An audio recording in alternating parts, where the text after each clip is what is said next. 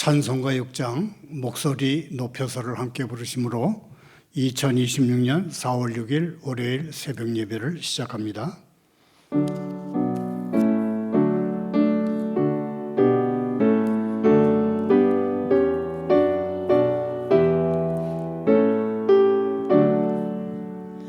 목소리 높여서 주 찬양하여라. 영광과 권세와 존귀와 위엄을 온누리 다스리시는 만왕의 왕께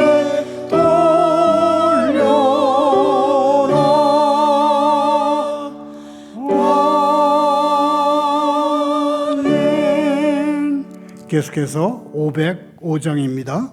온 세상 위하여 함께 부릅니다.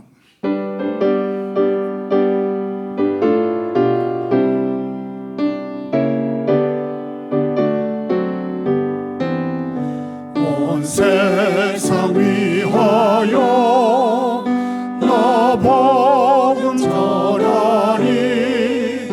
만 백성 모두 나와서 주 말씀 들으라. 죄 중에 빠져서 헤매는 이들아, 주님의 음성 듣고서 너 구원하리라. 전하고 기도해 매일 증인 되리라. 세상 모든 사람 다 듣고 그 사랑을 도로 온 세상 위하여 이 복음 전하리. 저 죄인 회개하고서 주 예수 믿으라. 이 세상 구하려 주 돌아가신 너 나 증거하지 않으며 그 사랑 오르리. 전하고 기도해 매일 증인 되리라. 세상 모든 사람 다 듣고 그 사랑을 도로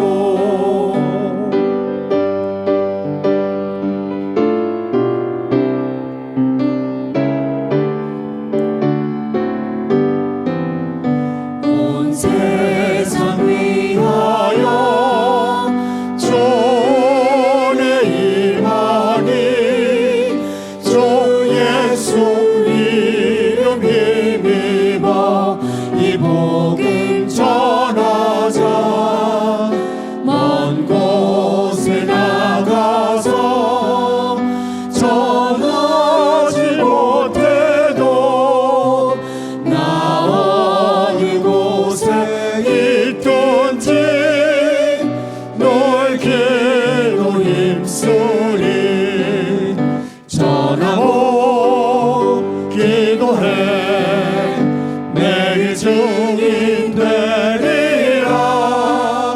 세상 모든 사람 다 듣고 그 사랑을 도로.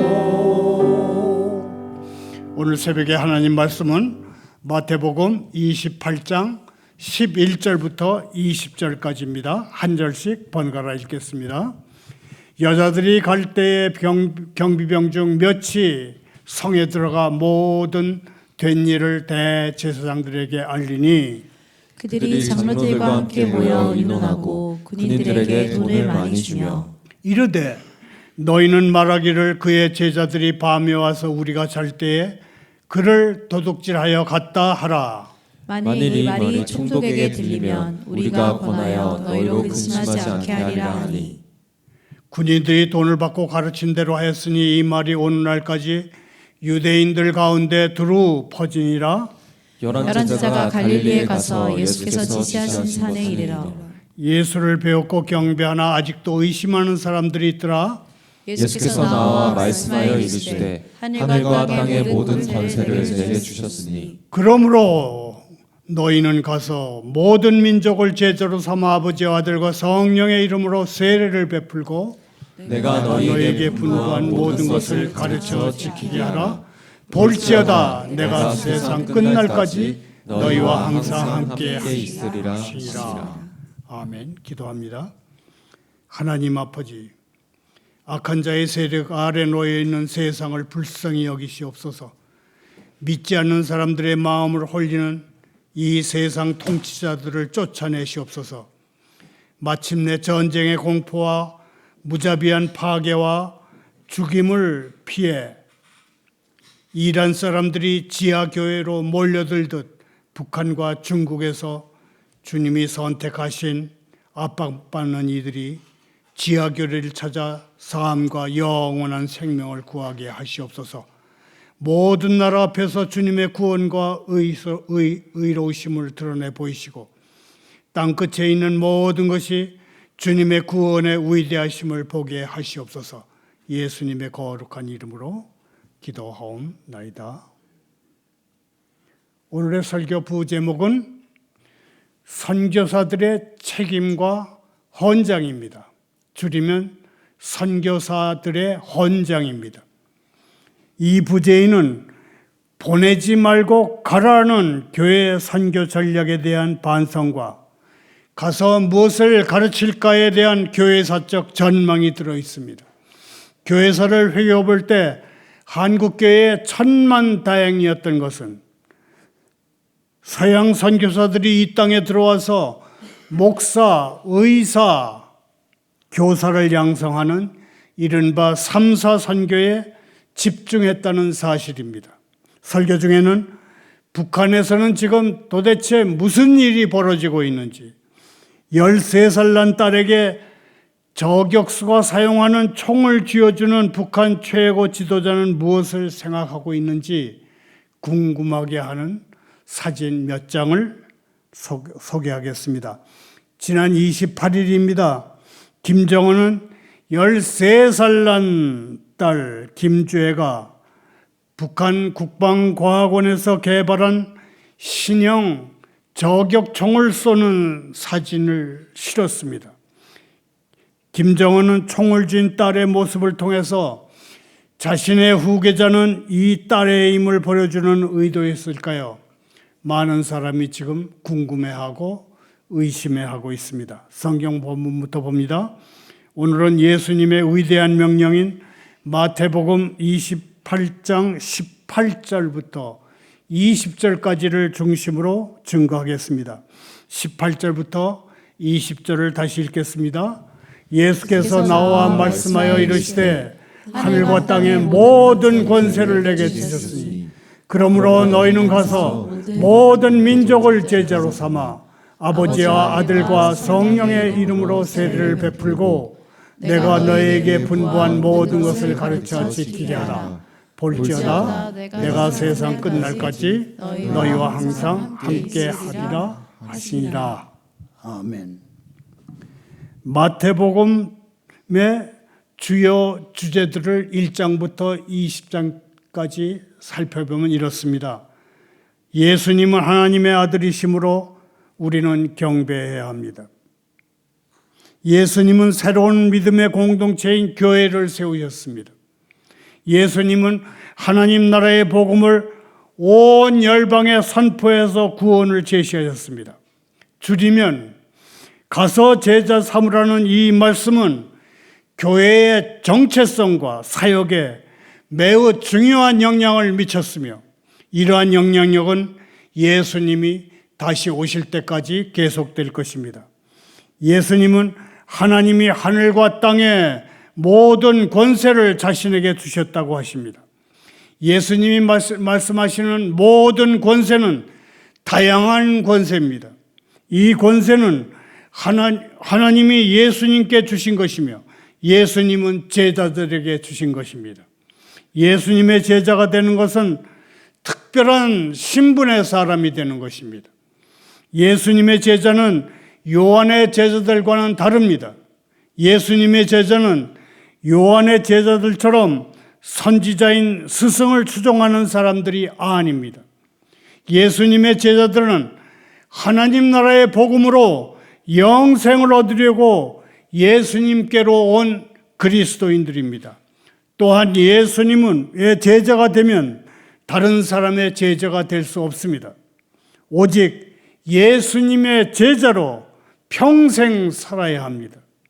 예수님은 모든 민족을 제자로 삼는 일이 무엇인지를 세 가지로 설명하십니다. 첫째, 모든 민족에게 가는 것입니다. 그리스도인과 교회는 세상 사람들이 찾아오기를 기다리면 안 됩니다. 사람들은 스스로 하나님을 찾을 생각을 하지 못합니다. 그러므로 예수님이 우리에게 하신 것처럼 우리가 먼저 그들을 찾아가서 손을 내밀어야 합니다. 저는 그런 점에서 홈스쿨 또는 대안학교라고 하는 이름으로 될 수 있으면 우리 자녀들끼리만 모이게 하는 지금의 교회 방침에 일대 변화가 있기를 늘 기도합니다. 모든 민족을 제자로 삼는 일 둘째는 가서 그들에게 세례를 베푸는 것입니다.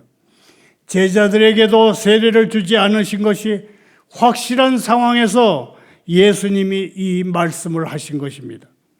이제 예수님은 제자들에게 그리스도인들도 세례를 베풀 때가 됐다 이렇게 말씀하시는 것 같습니다. 예수님은 세례를 베풀 때 아버지와 아들과 성령의 이름으로 하라고 하십니다. 성자, 성부, 성령 세 분의 이름인데 성경에 보면 그 이름은 단수로 되어 있습니다. 이름이 단수인 것은 세 분이신 하나님의 하나됨을 상징하며 복음서에서 가장 확실한 삼위일체의 하나님의 표현입니다. 삼위일체 하나님의 이름으로 세례를 받는 사람은 하나님과 새로운 관계를 시작하는 사람입니다. 모든 민족을 제자로 삼는 일 세 번째는 가르치는 것입니다. teaching. 예수님께 배운 것을 새 그리스도인들에게 그대로 물려주라는 뜻입니다.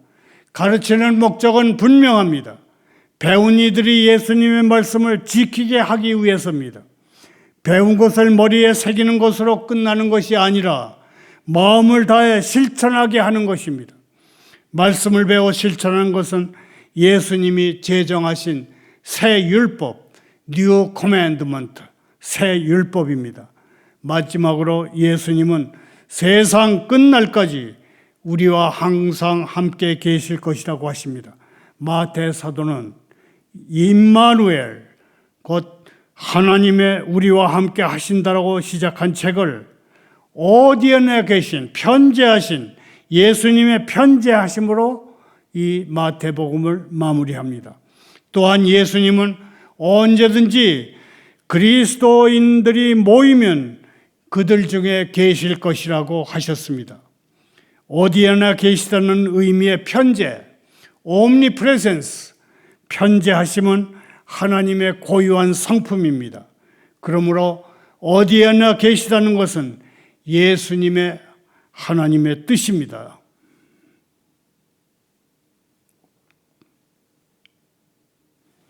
이제부터는 성경 본문을 중심으로 오늘날 선교사들의 책임과 현장에 대해서 깊이 생각해 보겠습니다. 18절, 19절을 다시 읽겠습니다. 예수께서 나와 말씀하여 이르시되 하늘과 땅의 모든 권세를 내게 주셨으니 그러므로 너희는 가서 모든 민족을 제자로 삼아 아버지와 아들과 성령의 이름으로 세례를 베풀고 내가 너희에게 분부한 모든 것을 가르쳐 지키게 하라. 볼지어다 내가 세상 끝날까지 너희와 항상 함께 하시리라. 아멘. 여기서 잠깐 북한에서는 무슨 일이 벌어지고 있는지 13살 난 딸에게 저격총을 쥐어주는 북한 최고 지도자는 무엇을 생각하고 있는지 궁금케 하는 사진 몇 장을 소개하겠습니다. 지난 2월 27일입니다. 북한 김정은은 13살 난 딸 김주애가 북한 국방가호관에서 새로 개발했다는 저격 소총을 소개하고 북한 매체는 이거를 실었습니다. 총을 쥔 13살짜리 딸의 모습을 통해서 김정은은 자신의 후계자가 이 딸의 힘을 보여주려고 했던 것일까요? 북한 노동신문은 3월 20일 노동당 총비서이자 공화국 국무위원장인 김정은이 전날 평양 제60 훈련기지를 방문해서 보병과 탱크 부대의 공격 연습을 참관했다면서 김정은이 13살짜리 딸과 함께 탱크에 탄 사진을 실었습니다. 조선중앙TV는 3월 11일 김정은이 딸과 함께 주요 군수공장을 찾아서 신형 권총을 사격하고 현지 지도를 했다면서 부녀가 권총 사격을 하는 사진을 나란히 실었습니다. 주성아 북한 전문기자는 권력은 총구에서 나온다는 이른바 총대 서사로 세뇌된 북한 주민들은 가죽 코트를 입고 총을 쏘는 소녀의 모습에서 다음번 여왕을 떠올릴 것이라고 말했습니다. 다시 성경으로 돌아옵니다. 형제자매여, 이교도들이 멸망해가고 있습니다. 기독교인이 아닌 사람들, 토속신앙인들이 멸망해가고 있습니다. 이대로 내버려둬야 할까요? 그리스도의 이름이 영예가 땅에 떨어지고 원수들이 그리스도의 인격을 욕되게 하고 그의 왕권에 저항하고 있는데 그분의 병사된 우리가 그걸 보면서 우리의 칼, 곧 하나님의 말씀인 성령의 검의 칼자루를 거기다 손을 대고 싶은 마음을 갖지 않아도 되겠느냐, 그렇게 제가 묻는 것입니다. 우리 주님이 오시는 일을 늦추고 계시니 우리는 그저 자거나 먹고 혹은 술 취하기 시작해야 하겠습니까? 우리 마음의 허리를 동이고 주 예수님 어서 오십시오라고 울부짖어야 마땅하지 않겠습니까? 우리 주님은 너희는 가서 모든 민족을 가르치라고 명령하십니다. 세상 모든 민족은 스스로 지혜로운 줄 생각하지만 미련합니다. 그들은 나름의 문학을 가진 교양 있는 족속들입니다. 그들의 문헌은 그리스도인의 문헌보다 그 범위가 훨씬 넓습니다. 그럼에도 불구하고 우리는 그 족속들을 가르쳐야 합니다. 주님은 말씀하십니다. 그들의 의견과 주장을 반박하지 말아라. 그들의 수준으로 내려가지 말아라. 그들의 교리를 놓고 다투지 말아라. 다만 내가 너희를 보냈다는 점을 강조하라. 나는 가장 학식이 넓고 많이 아는 사람들을 가르치라고 그대를 보내는 것이다. 그대가 이 점을 굳게 지지한다면 나는 항상 그대 뒤에서 그대가 외치는 바를 뒷받침해 줄 것이고 사람들은 그대의 발 아래에서 기쁨으로 예수의 이름을 배우려고 할 것이다. 형제자매여, 조선 말기에서 대한제국 시기까지의 시기에 이 땅에 첫 발을 디딘 미국인 선교사들이 무엇을 가르쳤는지 되돌아보십시다. 우리 글은 아직 있으나만 할 때이고 화장실이 따로 없어서 전국에 전염병이 걷잡을 수 없이 퍼지고 양반이라는 아주 극소수의 등권층을 제외하고는 모두가 임금을 위한 노예였던 그 시기의 말입니다. 선교사분들은 교회 건물을 짓고 성경을 가르치는 일에 몰두하지 않았습니다. 언더우드 선교사, 아펜젤러 선교사, 유진벨 선교사 같은 분들은 목사, 의사, 교사가 함께 교회, 학교, 병원 사역을 추진하는 이른바 3사 선교에 힘을 다했습니다. 교회, 학교, 병원이 함께 지역 근대화와 토착교회 육성에 이바지한 것입니다. 그 결과 서울에는 세문안교회와 정동교회, 연세대학과 이화여대, 세브란스 병원이 세워졌고, 대구에는 대구제일교회, 신명학교, 동산병원이, 전주에는 서문교회, 예수대학, 예수병원이, 그리고 전남 광주에는 제일교회, 수피아여고, 기독간호대학이 섰습니다. 형제 자매여, 그대는 가르칠 권능을 가졌으니 두려워하지 마십시오. 땅의 모든 권세가 주어졌다고 말할 수 있는 분은 그리스도 한 분밖에는 없습니다. 매일 일어나는 일상의 사건들에 대한 최상의 권리를 그리스도께서 갖고 계십니다. 그대가 선교 항해를 시작했다고 해보십시다. 그리스도께서 물결을 다스리시며 바람을 좌우하십니다. 폭풍도 주님이 두려워서 떠오는 노예가 될 뿐입니다. 그러니 두려워하지 마십시오. 선교지에서 무리들이 흉기로 위협한다고 해보십시다. 그대는 비무장 상태로 말씀밖에 가지고 간 것이 아무것도 없다고 해보십시다. 그런 위기의 때에 그대와 함께 하시는 그리스도께서는 칼을 든 패거리들보다 더 크시다는 것을 증명해 보이실 것입니다. 그러니 두려워하지 말고 나가십시오. 모든 권세가 그리스도께 주어졌습니다. 바다의 물결뿐만 아니라 사람들의 의지를 주장하는 권세가 주어졌습니다. 공산당이 지배하는 나라나 이슬람 신정체제의 제국에서는 선교의 틈이 보이지 않을 것 같습니다. 그럴 때 기도하십시오. 그러면 선교의 문이 열리게 될 것입니다. 간절히 구하십시다. 논문이 두 동강이 날 것입니다. 그리스도는 정치를 다스리는 권세를 갖고 계십니다. 그리스도는 그분의 말씀을 전파할 목적으로 전쟁을 일으키실 수도 있고 평화를 창출하실 수도 있습니다. 대통령이라는 사람의 마음을 바꾸시고 국회라는 곳에 그 여러 가지 문제를 처리하실 수도 있습니다.